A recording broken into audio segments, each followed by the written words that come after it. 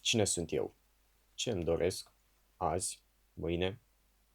Nu cred că au fost niciodată cele mai ușoare întrebări pentru niciunul dintre noi. Mie, de obicei, îmi place să le amân. Am timp mai încolo. Îmi mai place să mă ironizez când mi se pare că mai iau prea în serios.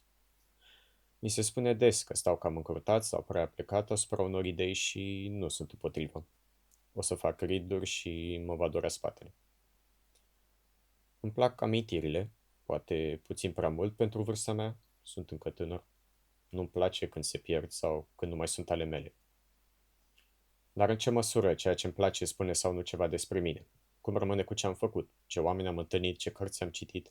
Unde și când m-am născut? Ce film am văzut ultima oară, fiindcă poate noi ne cam schimbăm după cum e programul la cinema. Cine este de fapt pictorul acestui autoportret? Cred că asta îmi doresc să descoper prin film.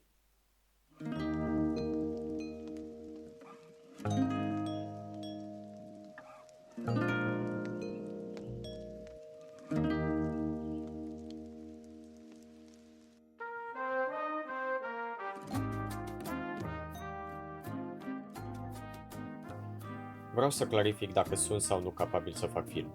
Nu doar pentru mine. Nu vreau să fiu cineva care ocupă un loc în plus. Nu vreau să devin o amăgire. Sunt departe de a mă putea numi artist. Încă nu știu dacă pot schimba viața prin film, a mea sau a celorlalți, dacă pot face față provocărilor. Vreau să știu dacă pot arăta ceea ce nu pot spune. Va fi ceea ce aș face eu important pentru ceilalți?